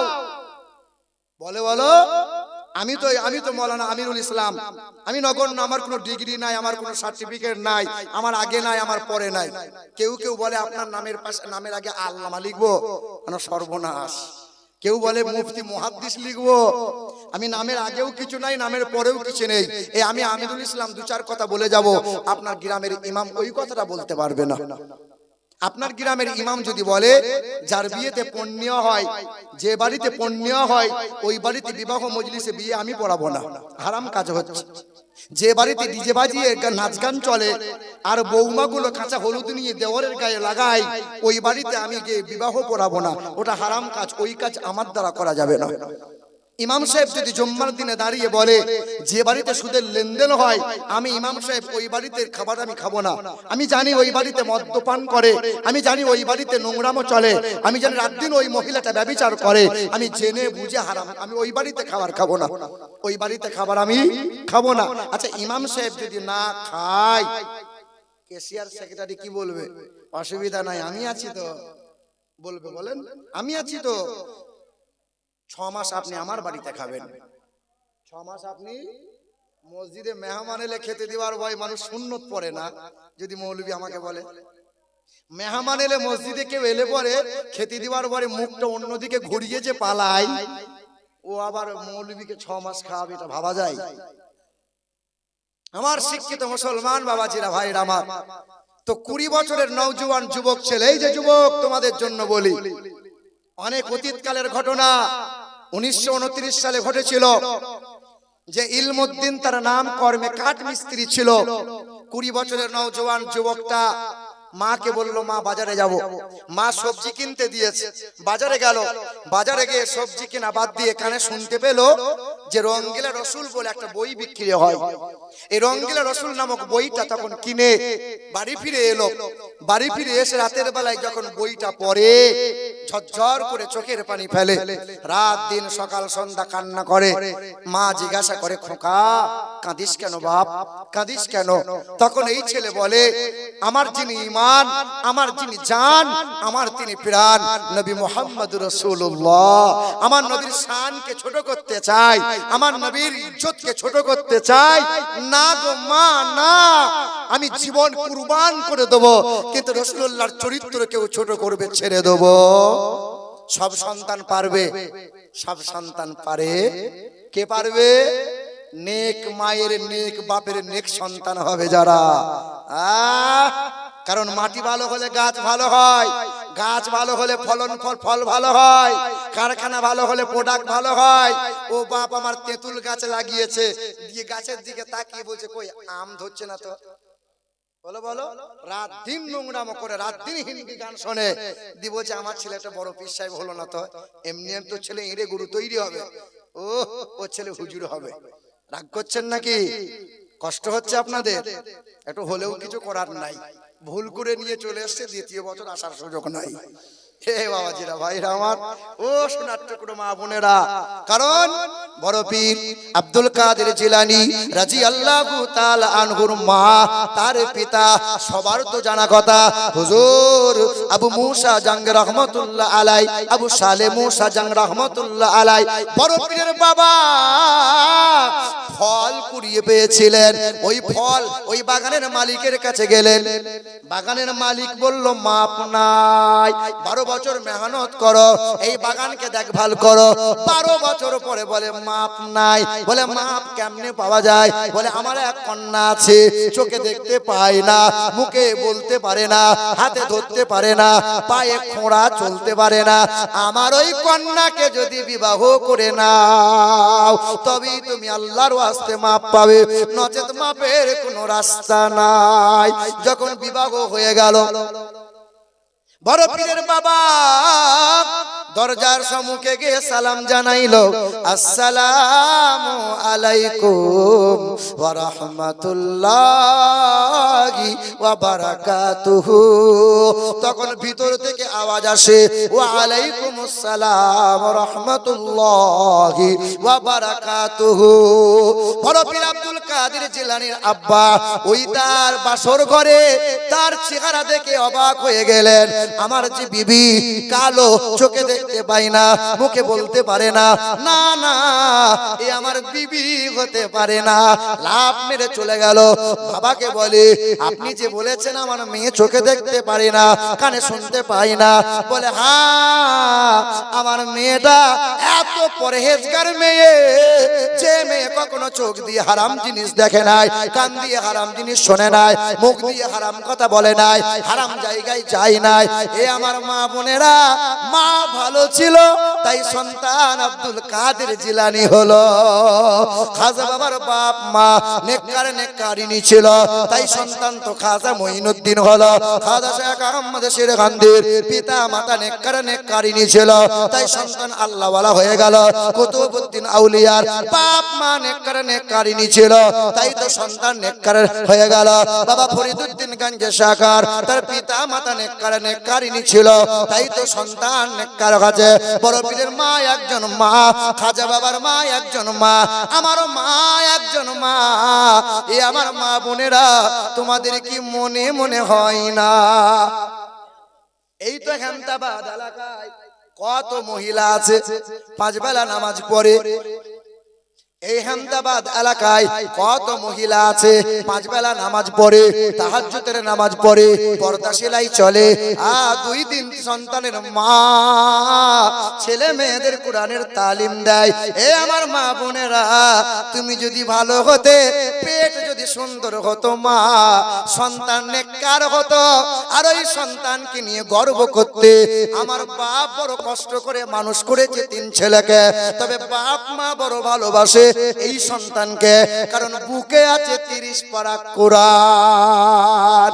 কারণ মা, আমি যখন ছোটবেলায় মাদ্রাসায় পড়তে গিয়েছিলাম, মাসখানেক পরে যখন বাড়ি আসতাম, আমার জনম দুঃখিনী মা 2 রাকাত নামাজ পড়ে মাথায় ফুঁক দিত, আর আল্লাহ পাকের দরবারে বলতো, আল্লাহ আমার সন্তানকে হাফেজে কোরআন বানিয়ে দাও। হাসরের ময়দানে আল্লাহ পাক তোমার নূরের তাজ মাথায় পাবো, তাই হাফেজে কোরআন সন্তানকে বানাতে যায়। মা বাবা নেককার নেককারিনী হলে সন্তান নেককার হয়। ফেরোজা খাতুন এই যাকাতের টাকা 5000 টাকা দিয়েছেন। নারে তাকবীর, নারে রিসালাত। আল্লাহ পাক দানকে কবুল করে নেন। আল্লাহ পাক খেতে কামারে বরকত দেন, तमाम মুশকিলকে আসান করে দেন। আল্লাহ পাক যে আশাতে যে নিয়তে করিয়াছে দান, আরে পূর্ণ করে দিও খোদা মনেরই আরমান। জোরে বলো আল্লাহুম্মা আমিন। এ মুসলমান ভাইরা আমার, ও আমার মা বোনেরা, আমার ভাইরা, আপনাদের জানা আছে জাহাঙ্গীর বাদশা নাম শুনেছেন আপনারা? বাদশা জাহাঙ্গীরের ছেলের নাম কি? শাহজাহান। শাহজাহানের ছেলের নাম কি? বাদশা ঔরঙ্গজেব। বাদশা ঔরঙ্গজেব যখন, বাদশা আলমগীর যখন হাফেজে কোরআন হয়ে গেল, বাবার কাছে বললেন, আব্বা আমি হাফেজে কোরআন হয়েছি। বলে দাদুকে শোনা। ছুটে গিয়ে দাদুর সামনে বলে, ও দাদু আমি হাফেজ হয়ে গেছি। দাদু বলে, ভালো কথা। দাদুর মনে খুশি নয়, মনে আনন্দ নয়, দাদুর কোনো সান্ত্বনা পোতা পেল না। জিজ্ঞাসা করে আমার পুত্র শাহজাহান, জিজ্ঞাসা করে, এ বাবা আলমগীর দাদু তোমারে কি দিল? বলে দাদুর মন বড় ভারী, দাদু তো কিছুই বলল না, সান্ত্বনাও দিল না, আমার মাথায় একটু হাত বুলিয়ে দিল না। বলে দাদু এমন কাজ করলো। ছুটে এসেছে, বলে আব্বা তুমি তোমার পুতাকে দেখে কেন ভালোবাসা দিতে পারলে না? কেন তুমি খুশি হতে পারলে না? বলে খেপা, তোর ছেলে হাফেজ হয়েছে, তোর মাথায় পড়বে নূরের তাজ। আমার ছেলে যদি হাফেজ হতো আমি খুশিতে আনন্দ হতাম। বাদশাহ শাহজাহান কয়েক মাস কোরআন তেলাওয়াত করে, বছর খানিক হয়ে গেল। কয়েক বছরের মধ্যে হাফেজে কোরআন হয়েছিল। বাদশা জাহাঙ্গীরকে বলেছিল, আব্বা তুমি অসুস্থতায় আমি তোমাকে ঠিক মতো সময় দিতে পারি নাই, সকাল সন্ধ্যা রাত দিন কোরআন তেলাওয়াত করেছি। ওরে বাবা, হাসরের ময়দানে আল্লাহ পাক যাতে তোমার মাথায় নূরের তাজ পরায়, ওই জন্য আমি সময় বের করে রাত দিন সকাল সন্ধ্যা কোরআন পড়ে হাফেজে কোরআন হয়েছে। কোরআনকে ভালোবাসেন কি বাসেন না? কোরআনকে মহব্বত করেন কি করেন না? করেন না আপনারা? এ মুসলমান ভাইরা আমার, এ নওজোয়ান যুবকেরা, 20 বছরের নওজোয়ান ছেলে, নাম তার ইলমুদ্দিন, মায়ের কাছে বলেছিল, মা খাওয়া পড়া বন্ধ হয়ে গেল, ও মা তুমি আমাকে অনুমতি দাও। মায়ের পায়ে চুমা দিয়েছে, ও মা প্রতিবাদ করব আমি একা। মা বলেছে, যা রে বাবা যা, নবীর শান নিয়ে কেউ ছোট করতে চায়। আহলে সুন্নাত ওয়াল জামাতের মানুষ আমরা প্রতিটা মাহফিলে প্রতিটা জায়গাতে সব সময় নবী নবী করি। আমরা যত নবী নবী করি আত্মার খোরাক মেলে, যত নবী নবী করে আত্মা শান্তি পায়। আল্লাহ পাক সব সময় নবী নবী করে, तमाम ফেরেশতারা সব সময় নবী নবী করেছে। জান্নাতের পাতায় পাতায় নবী নবীর নাম লিখে রেখেছে। तमाम নবী পয়গম্বরেরা সব সময় নবী নবী করে গেছে। तमाम সাহাবায়ে কেরাম যারা জীবন ভর নবী নবী করে গেল, तमाम ওলিয়া উলিয়া দরবেশ পীর ফকির যারা জীবন ভর ওলি ওলি করে গেল। আহলে সুন্নাত ওয়াল জামাতের মানুষ আমরা যতদিন বাঁচব সব সময় নবী নবী করব। আর নবী নবী পৃথিবীতে করার কারণে মরণ হবে, নবী তোমার পাশে থাকবে, হাসরের কঠিন ময়দানে নবীর সুপারিশ পাবে। আর নবী নবী করার কারণে আল্লাহ পাক জান্নাত নসিব করে দেবে। জোরে হলো না সুবহানাল্লাহ? পাম দিয়ে বলাতে হয়, তবে আপনি বলবেন সুবহানাল্লাহ। এ মুসলমান ভাইরা আমার, ও আমার মুরব্বিরা, মা বাপকে নেককার হওয়া লাগবে। বছর 2 আগে এই মালদা এসেছিলাম, বছর 2 আগে 2 তলা বাড়িতে আশ্রয় দিয়েছে, হুজুররা থাকবে। মার্বেলওয়ালা বাড়ি, 2 তলার বাড়িটা, ঘর বড়, এসি, বড় হুজুর, ছোট হুজুর, মেজ হুজুর, এই হুজুরগুলো থাকবে, এসির হাওয়া লাগবে হুজুরদের। এ মুসলমান, যখন বাড়ি দিয়ে ঢুকছিলাম সামনে রান্নাশালা দেখতে পেলাম। ওই রান্নাশালায় মশারি টাঙানো এক বুড়া বুড়ি যেন বসে আছে। মনে মনে ভাবলাম হয়তো কাজের লোক হবে, কোন অসহায় কোন প্রতিবেশী কেউ হবে, আশ্রয় নিয়ে আসে। 2 তলা বাড়িতে ওই এসি রুমে বসে আছি, কিন্তু মনে মনে বড় চিন্তা হয়, ওই বয়স্কা ওই মুরব্বী বুড়া বুড়িটা কে, এটা তো জানতে চাই। নিচে তলায় ছুটে এলাম, পা পা করে সামনে গেলাম, আওয়াজ দিয়ে বললাম, চাচা। চাচা আমার শুয়েছিলেন, সঙ্গে সঙ্গে উঠে বসলেন। কে বাবা? বলে, আমি আপনার গ্রামে ওয়াজ করতে এসেছি, আপনার মেজো ছেলের এসি রুমে আছি। বলে, খুব ভালো কথা বাবা। বলে, বাপ এমন একটা সময় ছিল বাপ, মার ভাত খেয়ে দিন কাটিয়েছিলাম, কষ্ট করে জীবন পার করেছিলাম। সেই ভেবেছিলাম একদিন 3 ছেলে বড় হবে, রোজগার করবে, সুখের দিন আসবে। আমার 3 ছেলে রাজমিস্ত্রি কন্ট্রাক্টরি করে, 2 তলা বিল্ডিং করেছে, 6টা রুম হয়েছে, সব চকচকে মার্বেল দিয়ে বসিয়েছে। বাপ আগে মাটির বাড়িতে থাকতাম, ওই নিচের জমিনে শুয়ে থাকতাম ঠান্ডা বেলায়। আর ওই তালপাতার জানালা দিয়ে ঠান্ডার সময় শীতের হু হু করে হাওয়া ঢুকতো। ওই দিন বলতাম, আল্লাহ আর মাটির বাড়ি ভালো লাগে না, পাকা বাড়ি দাও। আল্লাহ পাকা বাড়ি দিল, তার সাথে মার্বেল দিয়ে ঝকঝকিয়ে করিয়ে নিল। আল্লাহ পাক রব্বুল আলামিনকে যখন বান্দা ভুলে গেল, আল্লাহ বলে, দাঁড়া, আর খাট কয় শুতে পাবি না, পন্ডালাইসিসের রোগ দিয়ে দিল, এত খাঞ্চা বাড়া খাবার পাবি না, আল্লাহ সুগারের রোগ দিয়ে দিল। এখন ডাক্তারখানা গেল, বলে চাষা বেশি খাবার যেন খাবেন না, খাবার খেলে মাল বেশি দিন টিকবে না, ঘাড়ে আর কোমরে পন্ডালাইসিস। ও চাচি, যদি বাঁচাতে চাও নিজেতে শোয়াও, না হলে বেটা বেশি দিন লাস্টিং করবে না। হে মুসলমান ভাইরা আমার, আল্লাহ নবী যখন ভুলে যাবে সব জায়গাতে খোদার গজব নেমে যাবে। হে মুসলমান, ওই মুরব্বী মানুষটা বলতেছিল একদিন সময় ছিল বড় কষ্টের, আজ বড় সুখের দিন এলো। 6টা রুম হলো, 2 তলা বিল্ডিং হলো, 2 রুম করে 3 ছেলে ভাগ করে নিল। বাপ মায়ের জন্য আর জায়গা হলো না, তাই রান্নাশালায় বাসা বেঁধেছি, ওই মার্বেলওয়ালা ঘরে আর থাকার সুযোগ পেলাম না। ওই ছেলে হুজুরের পা টেপে, ওই ছেলে হুজুরের হাতে চুমা খায়। ফেরেশতা বলছে আছিলা করে ছিলবো, একবার কবরে আয়। কথা বুঝতে পারলেন না? বড় হুজুর, ছোট হুজুর, মেজলা হুজুর, এই হুজুর, যত বড় বড় হুজুর আছে মহব্বত করো, অসুবিধা নাই, কিন্তু বাপ মাকে ত্যাগ করে নয়। বাপ মায়ের দোয়ার বরকতে ডাক্তার হওয়া যায়, মাস্টার হওয়া যায়, বাপ মায়ের দোয়ার বরকতে আলেম উলামা হওয়া যায়, বাপ মায়ের দোয়ার বরকতে হাফেজে কোরআন হয়। আমার বিশ্বাস, আমার চোখে দেখা, বাপ মা চোখের পানি ফেলে দোয়া করেছিল, তাই তো আজকে গোটা বাংলার মাটিতে আমিরুল ইসলামের এত সম্মান বেড়েছে। এ মুসলমান, ওই সন্তান 20 বছরের ছেলে, মা বলেছিল যা বাবা যা, তুই একাই যা, প্রতিবাদ কর।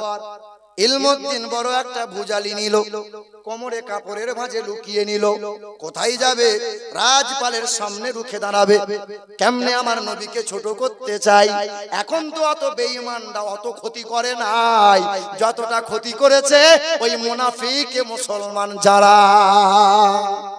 কি গো, মাথায় টুপি, লম্বা পাঞ্জাবি, জলসা ওয়াজের মাহফিলে এই মাইকের সামনে জনতার সামনে বলছে সবে বরাতের রাত জাগার চাইতে বিশ্বালয়ে রাত জাগা অনেক ভালো।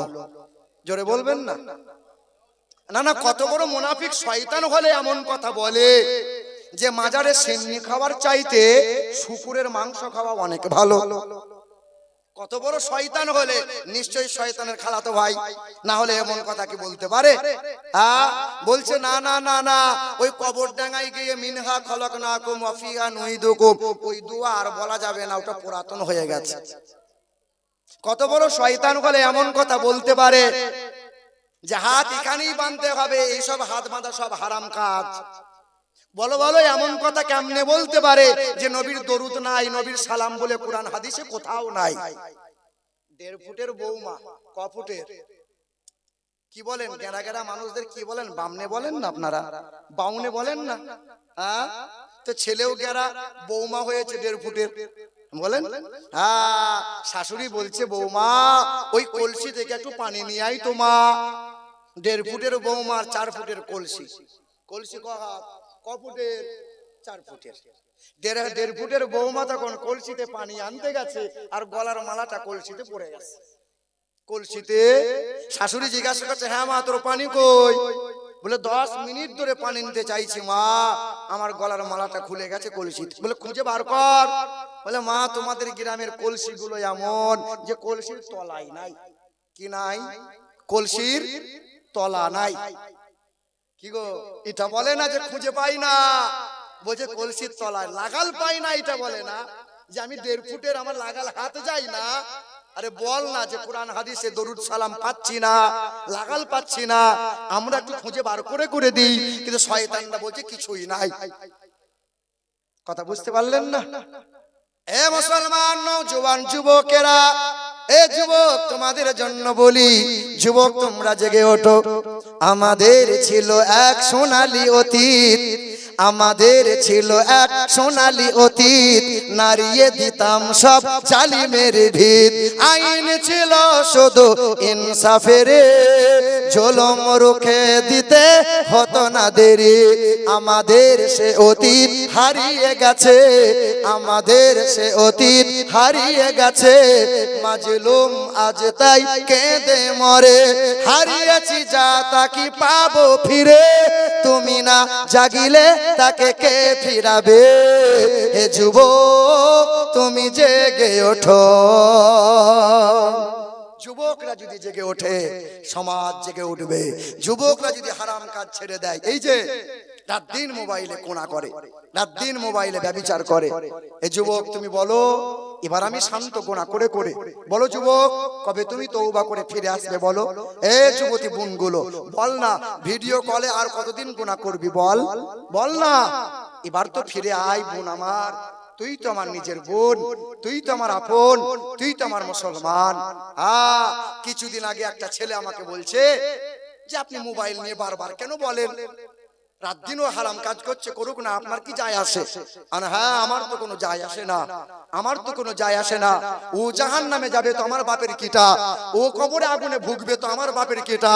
কিন্তু মুসলমান দেখবো কেমন করে আমার জাত ভাই আগুনে জ্বলবে, সহ্য কেমন করে করব? আমার জাত ভাই যদি ফিরে আসে না জানি জান্নাতের মুগ্ধ হাওয়া পাবে, জান্নাতের শীতল হাওয়া পাবে, কবরটা আল্লাহ জান্নাতের বাগান বানিয়ে দেবে। বলো বলো, রাত দিন আলেম ওলামারা দিনের দাওয়াত দেয়, ও তাদের সুবিধার জন্য দেয়, তাদের লাভের জন্য দেয় না রে মুসলমান, না। নবীর ওয়ারিস তারা দায়িত্ব মাথায় নিয়ে আছে আর ওয়াদা করে দিয়েছে মালিক তোমার কথা, তোমার নবীর কথা মানুষের সামনে পৌঁছে দেবো আমরা। যেমন নবীরা ওয়াদা করেছিল, আল্লাহ পাক অঙ্গীকার করিয়েছিলেন নবীর জন্য। আমার নবী যখন পৃথিবীতে আসেন নাই, আল্লাহ বলছেন আমি একটা মাহফিল করেছিলাম। আল্লাহ একটা মাহফিল করেছিলেন, মাহফিল। সেই মাহফিলে তোমরা আমরা সবাই ছিলাম। আল্লাহ বলেছিলেন আলাস্তু বিরব্বিকুম, আমি কি তোমাদের রব নয়? আপনি বলেছিলেন, আমরা বলেছিলাম, আমরা সবাই বলেছিলাম কলু বালা, কেন নয়, আপনি তো আমাদের রব। আপনি ওয়াদা করেছে ভুলে গেলেন? আল্লাহ পাক নবীগণকে বলেছিলেন ওয়াইজ আখাযাল্লাহু মিসাকান নাবিয়্যিন লামা আতাইতুকুম মিন কিতাব ওয়া হিকমা সুম্মা জাআকুম রাসূলুম মুসাদ্দিকাল লিমা মাআকুম লাতুমিনুন্না বিহি ওয়া লাতানসুরুন্না ক্বালা আকরারতুম ওয়া আখাযতুম আলা যালিকুম ইসরি ক্বালু আকরারনা ক্বালা ফাশহাদু ওয়া আনা মাআকুম মিনাশ শাহিদিন। तमाम नबी पैगम्बर के अल्लाह बोलें ए तमाम नबी पैगम्बरेरा पृथिवीर जमीने आखिरी जमानार षष्ठ नबी के पाठाइबो। तार साथे आमी आल्लाह पाक हिकमा पाठाइबो, आमी आल्लाह किताब पाठाइबो। बोलो आमार नबी के तोमरा मानबे नाकि बोलो, आमार नबी के मोहब्बत करबे नाकि बोलो। तमाम नबी पैगम्बरेरा एक वाक्ये बोलेछिलो आल्लाह आपनार नबी जदि आमादेर काछे आसे आमरा जदि पेये যাই মাথায় করে রাখবো, কোনদিন ওই নবীকে অসম্মান করব না। এ মুসলমান, ওই জন্য আলেম ওলামারা মালিকের দরবারে ইন্নামা ইয়াখশাল্লাহ মিন ইবাদিহিল উলামা, এই আলেম ওলামা তোমাদের সম্পদ রেখে দিয়েছে, তাই তোমাদেরকে ফিরিয়ে দিচ্ছে সম্পদ। এই নাও তোমার আমানত ছিল আমার কাছে, আমি আমানতটা ফিরিয়ে দিলাম, যদি আমি না দিই কবরে আমার পিটনি হবে। এ মুসলমান নওজোয়ান যুবকেরা, এ আমার তরুণেরা, 20 বছরের নওজোয়ান যুবক ছেলে ইলমউদ্দিন বড় একটা ভুজালি নিয়ে নিল আর রাজপাল মালগত্তরার দরজার সামনে দাঁড়িয়ে গেল। রাজপালকে যখন ডাক দিল, পাপা রাজপাল দরজার সামনে বেরিয়ে এলো। ইলমউদ্দিন আল্লাহর বান্দা এই ভুজালিটা বার করলো, ভুজালিটা বার করে রাজপালের বুকের মধ্যে গেঁথে দিল। রাজপাল লটকে পড়ে গেল। ইলমউদ্দিন পালাই না, ইলমউদ্দিন যায় না, ইলমউদ্দিনকে গ্রেফতার গ্রেফতার করে নিল, ইলমুদ্দিনকে জেলে বন্দি করে দিল। 1 মাস চলে গেল, 2 মাস পার হয়ে গেল, আল্লাহর বান্দাকে কাঠগড়ায় দাঁড় করানো হলো। ইলমুদ্দিনকে প্রশ্ন করা হয়েছিল, বলো ইলমুদ্দিন কি কারণে হত্যা করেছে বলো। ইলমুদ্দিন বলেছিল, আমি স্বজ্ঞানে স্বইচ্ছায় রাজপালকে হত্যা করেছি। কারণ নবীর চরিত্র নিয়ে যারা কলম চালাবে, পৃথিবীর জমিনে বেঁচে থাকার তাদের কোনো অধিকার নাই। যে আমার নবীর চরিত্র নিয়ে কথা বলবে, তার জিভ টেনে ছিঁড়ে নেব। যে আমার নবীর চরিত্র নিয়ে ছোট করার জন্য আঙুল তুলবে, তার হাত ছাড়িয়ে নেব। বেঈমান রাজপাল আমার নবীর চরিত্রকে ছোট করার জন্য বেঈমান বই লিখেছে রঙ্গিলা রসল, তাই তো তার বিরুদ্ধে গর্জে ওঠে, বেঈমানকে পৃথিবী থেকে সরিয়ে দিয়েছে। জজ করেছিল কে? ইলমুদ্দিনের বিরুদ্ধে ফাঁসির অর্ডার দিয়ে দিল। ফাঁসি হবে 1929 সাল অক্টোবরের এই 31 তারিখ। এই যে অক্টোবর গেল, এ নওজোয়ান যুবক, যে নওজোয়ান ইলমুদ্দিন কখনো হারাম কাজ করত না, সকাল আর সন্ধ্যায় নিয়মিত কোরআন পড়ে আর নবীজির মহব্বতে দরুদ পড়ে, ইলমুদ্দিন বারবার শুধু একটা কথাই বলে, একদিন রাসূলুল্লাহর সামনে আমাকে দাঁড়াইতে হবে, একদিন রাসূলুল্লাহর সামনে আমাকে দাঁড়াইতে হবে। এ মুসলমান, ইলমুদ্দিনকে বলা হয়েছিল, ইলমুদ্দিন তোমার তো ফাঁসি হবে কাল, তোমার শেষ তামান্না কি বলো? বলে একমাত্র কোরআন নিয়ে আসো।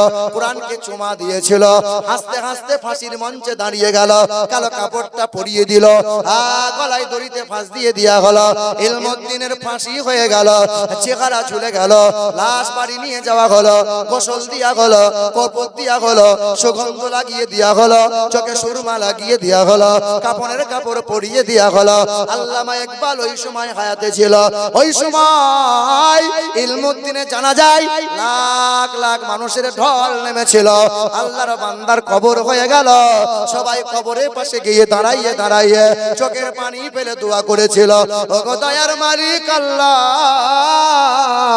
কবরটা জান্নাতের বাগান বানিয়ে দাও, জান্নাতি মেওয়া, জান্নাতি খাওয়া, জান্নাতের পোশাক আল্লাহ পরাইয়ে দাও।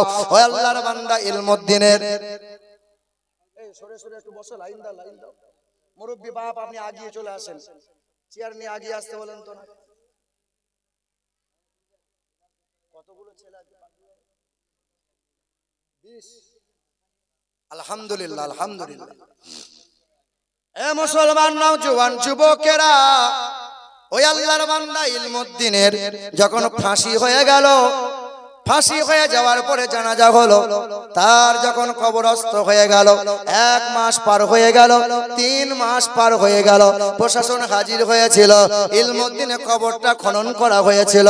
আল্লাহর বান্দা নওজোয়ান যুবক ছিল, নবীর জন্য জীবন দিয়েছিল, তাই তো লাশ যখন কবর থেকে বার করা হয়, কাফনে ময়লা হয় নাই। আল্লাহি বিল্লাহি তাল্লাহি, তার চেহারায় কোনো নোংরা হয় নাই। আল্লাহর ওই বান্দা ইলমুদ্দিনের চেহারার পশম পড়ে যায় নাই, তার চেহারায় কোনো দাগ লাগে নাই। আল্লাহ পাক তার চেহারা দিয়ে জান্নাতের খুশবু বার করিয়েছে। নওজোয়ান যুবক ছিল। আর একটা ছোট্ট ঘটনা, যে 22 বছর এক নওজোয়ান যুবক আল্লাহর বান্দা ছিল, গরিবের ছেলে, দোকানে কাজ করে, কর্মচারী ছিল। এই যে কোন যুবক গোনা করে করে চেহারা নোংরা করে দিল, আবার কোন নওজোয়ান কোরআন তেলাওয়াত করে, কোরআন বুকে নিয়ে হাদিস পড়ে জীবনকে ধন্য করে নিল। এ মুসলমান ভাইরা আমার, আমি যখন ছোট ছিলাম না, তো আমার সমাজের আমার দাদুরা বলতো যে হ্যাঁ রে, মৌলবি হবি, মৌলবি হয়ে বউকে কি খাওয়াবি রে? কারণ মৌলবীদের বেতন তো 5,000 6,000।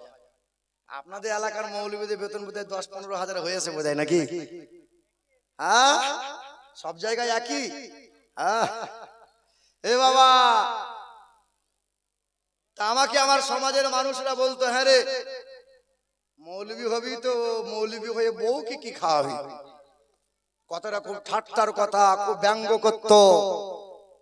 সমাজের যারা দাদু সম্পর্কে হতো কথাই কথাই বলতে, হারে মৌলবি হয়ে বউকে কি খাওয়াবি। বিশ্বাস করো, আজকে যখন আলেম ওলামা হাফেজ ওলামাদের সঙ্গ হয়ে যখন থাকি বসি, মুরগির রান, কলজে ভোনা, মাছের মাথা ভাজা, পটল ভাজা, আর কত থাকে তাজা তাজা। আজকে মনে মনে ভাবি, আল্লাহ কি করে খাবো। খাওয়ানোর মালিককে, খাওয়ানোর মালিককে। ইমাম সাহেবের পালি হয়েছে আপনার, সালমান মা বলেছে যাও এই চা বিস্কুট মুড়ি সব ইমাম হাফেজ সাহেবকে দিয়ে এসো। আপনি দিয়ে এসছেন, তো নামিয়ে দেখছেন খাঁটি দুধের চা, এদিকে ঘি, ঘি দিয়ে মুড়ি, তারপরে চানাচুর, 4 রকমের বিস্কুট, আর সব সাজানো আছে।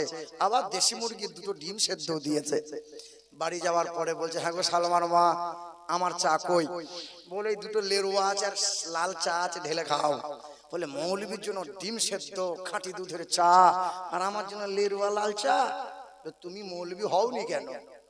মৌলবীদের বেতন কম হতে পারে, কিন্তু আপনার জামাই যা খেতে পারে না মৌলবীরা তা খায়। আচ্ছা, আপনার আলেম ওলামাদের ভালোবাসেন কি বাসেন না বলেন? সত্যি কথা বলেন, ভালোবাসেন কি বাসেন না? ভালোবাসেন, খুব ভালোবাসেন না? কিন্তু আপনার যখন নাতনি, আপনার যখন বোন বা আপনার যখন মেয়ের বিয়ে দেন, তখন তো আলেম মৌলবী খোঁজেন না। তখন তো যে সুদখোর সে মাল জামাই হবে, যে দাঁড়িয়ে দাঁড়িয়ে পিসাব করে ও মাল নাচ জামাই হবে। তখন বলছে মৌলবী ক টাকা মাইনে। ভালোবাসি মৌলবীকে, কিন্তু মৌলবী জামাই করব না। কি বুঝতে পারলেন না? জানতে হবে আপনার ভালো পরিবেশের মানুষ আপনি নন। কারণ ওই জামাই লটারি কাটে, ওই ছেলেটা সুদের কারবার করে, ওই ছেলে মাঝে মাঝে দাঁড়িয়ে দাঁড়িয়ে কুত্তার মতো পিশাব করে। মাই চ্যালেঞ্জ, পৃথিবীর একটা আলেমের নাম বলেন, পৃথিবীর একটা হাফেজের নাম বলেন, যে হাফেজটা দাঁড়িয়ে দাঁড়িয়ে পিশাব করলো, যে আলেমটা ওখানে গিয়ে লটারি কাটলো, যে আলেমটা মাঝে মধ্যে সুদের কারবার করে, যে আলেমটা বাপ মাকে খেতে দেয় নাই, গোয়ালে ঠাঁই দিয়েছে।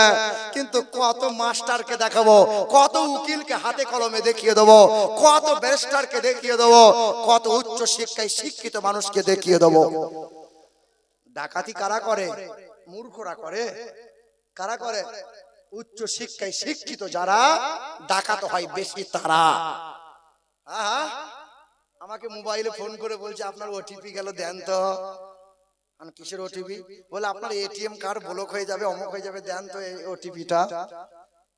দেখলাম মূর্খ লয়, সাংঘাতিক শিক্ষিত, বড় ডাকাত। কি মনে হচ্ছে বাপ?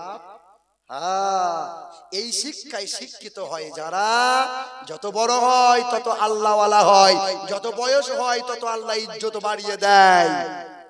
আর ওইদিকে শিক্ষিত হয় যারা, এই কলমে দিয়ে কত 2 নম্বরই করছে তারা। কথা বুঝলেন না বাবা? মুসলমান ভাইরা আমার সোনার টুকরো বন্ধুরা, আমার সুধী মানুষেরা, পৃথিবীর জমিনে এক অতীতকালের ঘটনা। যুবক ছিল, 22 বছরের নওজোয়ান যুবক, গরিবের সন্তান ছিল, কোরআন তেলাওয়াত করতো, কোরআন বুকে নিত, 5 ওয়াক্ত নামাজ পড়ে, কিন্তু দোকানে কর্মচারী হিসেবে কাজ করে। এই নওজোয়ান যুবককে দেখার জন্য প্রতিদিন এক মহিলা, রূপবতী নারী, ফ্যানটা একটু দিয়ে নাও এদিকে, দেহে মাংস কম থাকতে পারে কিন্তু প্রেসার খুব বেশি, যারা বলো সুবহানাল্লাহ। সবই আল্লাহর রহমত রে বাপ। আল্লাহ বলছে ভুলে যাবি লে। এ বাবাজিরা, ভাইরা আমার সোনার টুকরো বাবাজিরা, ফাতেমা খাতুন 1000 টাকা আর 300 টাকা লাইলুন নেহার। আল্লাহ পাক দানকে কবুল করুন, আল্লাহ পাক খেতে খামারে বরকত দেন, তামাম মুশকিলকে আসান করে দেন। যে আশাতে যে নিয়তে করিয়াছে দান, পূর্ণ করে দিও খোদা মনেরই আরমান। জোরে বলি আল্লাহুম্মা আমিন। তো 22 বছরের নওজোয়ান দোকানে কাজ করে, নুরানি ফুটফুটে চেহারা, নুরানি ফুটফুটে চেহারা। এবার দেখবেন যারা কোরআন নিয়ে থাকে, 5 বেলা নামাজ পড়ার আগে ওযু বানায়, চেহারা খসখসে হয় না, নুরানি হয়। কথা বলে না? মোহাম্মদ আলী জিন্নাহ নাম শুনেছেন আপনারা? মোহাম্মদ আলী জিন্নাহ, জিন্নার বাবা ঠাকুর পূজা করত, ওর নাম ছিল জিন্নাহ ভাই ঠাকরে। মূর্তি পূজা করত, প্রতিদিন সকালবেলায় সূর্যের পূজা করত। শুধু একটা সুন্নত নিয়ে রিসার্চ করেছিল, একটা সুন্নত নিয়ে। ইউটিউবাররা ভালো করে শোনো, একটা সুন্নত নিয়ে রিসার্চ করেছিল যে আল্লাহর রাসূল সাল্লাল্লাহু আলাইহি সাল্লাম বললেন, তোমরা যখন পানি পান করবে, বসে বসে পানি পান করবে, বিসমিল্লাহ বলে পানি পান করবে, 3 ঢোকে পানি পান করবে, আল্লাহ পাকের শুকরিয়া আদায় করবে।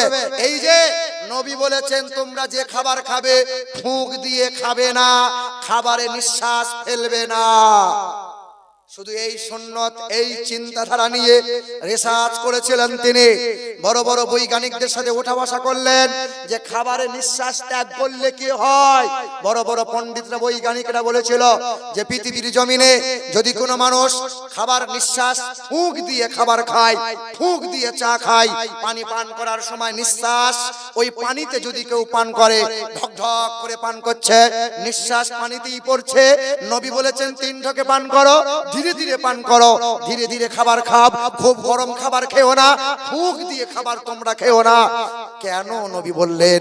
পৃথিবীর বৈজ্ঞানিকরা বলল, মানুষ যখন অক্সিজেন নেয়, এই অক্সিজেনের মাধ্যমে এক বাতাস, সাবান মিশ্রিত বাতাস দেহের মধ্যে যায়, হার্ট পাম্পিং করে, গোটা শিরাই শিরাই গোটা দেহের মাঝে রক্ত সঞ্চালক হয়, রক্ত পৌঁছে যায়। মাঝে মধ্যে এই পোশাক পরতে পরতে সকাল থেকে সন্ধ্যা পর্যন্ত পরেছি, তাই পোশাক ময়লা হয়েছে, রাত দিন রক্ত শিরাই শিরাই চলে, তাই মাঝে মধ্যে কিছু রক্ত ময়লা হয়ে যায়, এই রক্ত ফুসফুসের কোনায় কোনায় জমে যায়। পৃথিবী এই দেহের ভিতর থেকে ময়লা আবর্জনা রক্ত যখন বার হয়, বাতাসের মাধ্যমে বার হয়। মানুষ যখন নিঃশ্বাস ত্যাগ করে, এই আবর্জনা ময়লা যুক্ত বাতাস এই নিঃশ্বাসের মাধ্যম দিয়ে বার হয়।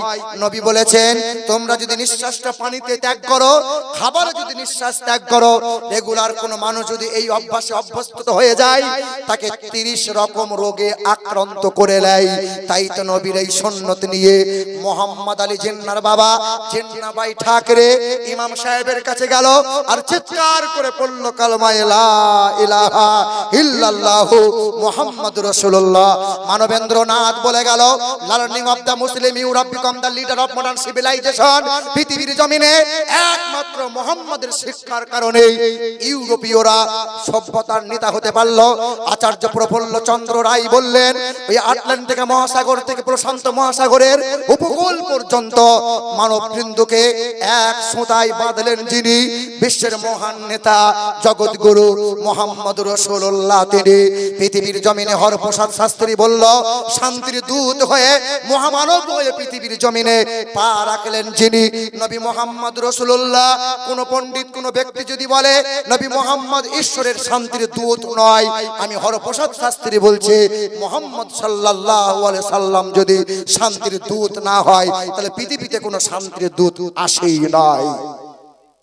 এই মুসলমান শিক্ষিত বন্ধুরা আমার, শুধু মানুষেরা, ডক্টর আপনার বিশ্বকবি রবীন্দ্রনাথ ঠাকুর 1934 সালে বলেছিল যে আমি নবী দিবস পালন করলাম 1934 সালে সোমবারের দিনে। বিশ্বকবিকে প্রশ্ন করেছিল শত আদিবাসীরা, হিন্দুরা প্রশ্ন করেছিল, আপনি তো হিন্দু ধর্ম ত্যাগ করে এক প্রভু এক ঈশ্বরে বিশ্বাসী হলেন, ও ঠাকুর বংশের কীর্তি সন্তান বিশ্বকবি, আপনি নবী দিবস পালন করছেন কেন?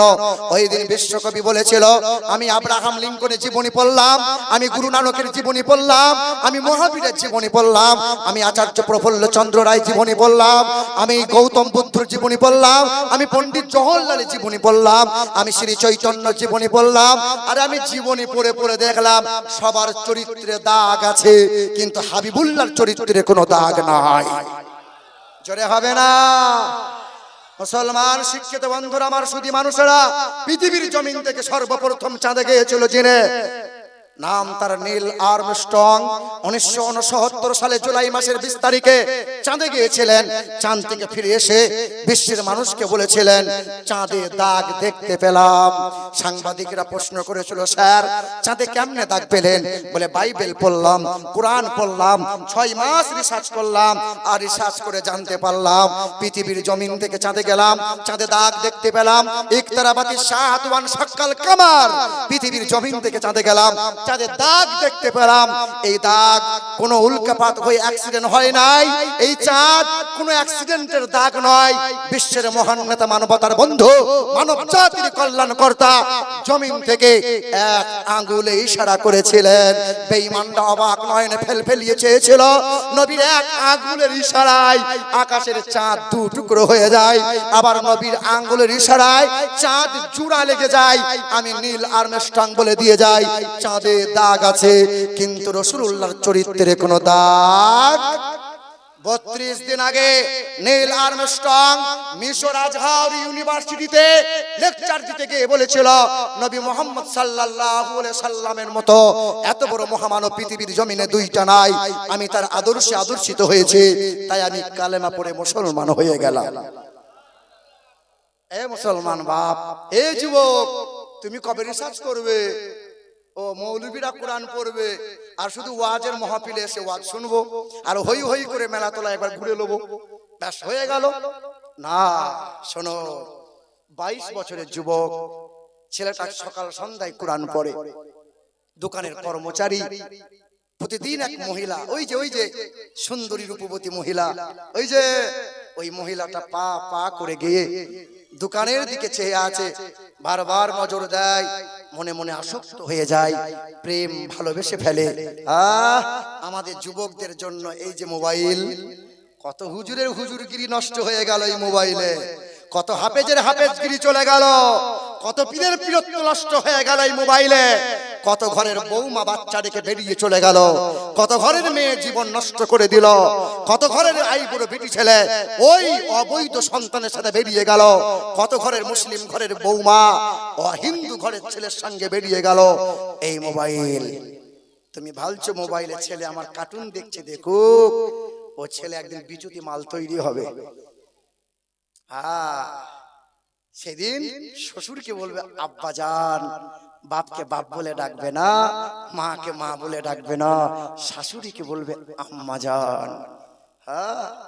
আপনি ভাবছেন ছেলে বলছে মোবাইল দাও নাহলে বিষ খাবো, দি মৌলভী সাহেবের কাছে তাবিজ দাও তো হুজুর, আমার ছেলেটা বলছে বিষ খাবো, তা তোর ছেলে বিষই খাবে, বলে দিলাম। ওসব ছেলে মানুষ করবো কেন? বাপ হও, কুলাঙ্গার হচ্ছ কেন? ছেলের হাত ধরে খালার বাড়ি নিয়ে গিয়ে বলেছে এটা তোর খালা হয়, খালুর বাড়ি, এটা তোর খালু হয়, ওটা তোর ফুপু হয়, ওটা তোর বোনাই হয়, এটা আমার শালা হয়। উঠে দাঁড়া, উঠে দাঁড়া। বেঁচে আছি দুনিয়ায় তোমারি রহমতে, বেঁচে আছি দুনিয়ায় হাসরেতে দেবেন দেখা আমার প্রেমের সাধনায়। আল্লাহুম্মা সাল্লি আলা সাইয়্যিদিনা মাওলানা মুহাম্মদ ওয়া আলা আলি সাইয়্যিদিনা মাওলানা মুহাম্মদ। যদি পরগাছার মতো বাঁচতে হয়, যদি মায়ের ধর্ষিতা মুখ দেখতে হয়, যদি পরগাছার মতো বাঁচতে হয়, যদি মায়ের ধর্ষিতা মুখ দেখতে হয়, তবে এমন বেঁচে আর লাভটা কি, সে কথা কখনো ভেবেছ কি? যদি পরগাছার মতো বাঁচতে হয়, যদি বোনের ধর্ষিতা মুখ দেখতে হয়, যদি আমার ভাই মরে মাদক নেশায়, যদি অ্যাসিড আমার বোনের মুখটা পোড়ায়, যদি আমার ভাই মরে মাদক নেশায়, যদি অ্যাসিড আমার বোনের মুখটা পোড়ায়, তবে নির্বাচনী সেই ওয়াদাটা বলো আজ সেথায় কিছু পেলে কি? সে কথা কখনো ভেবেছো কি? যদি পর গাছার মতো বাঁচতে হয়, যদি মায়ের ধরে সীতা মুখ দেখতে হয়, যদি অজ্ঞের মহড়া এখনো চলে, যদি আমার ভাইয়ের বুকে গুলি চলে, যদি মাজারে এখনো সেজদা চলে, যদি মাজারে গাঁজার টান এখনো চলে, তবে আলেম ওলামার সেই ভূমিকা জনতাকে আজ দিলটা কি? সে কথা কখনো ভেবেছো কি? যদি পর গাছার মতো বাঁচতে হয়, যদি বোনের ধরে সীতা মুখ দেখতে হয়, তবে এমন বেঁচে আর লাভটা কি? সে কথা কখনো ভেবেছো কি?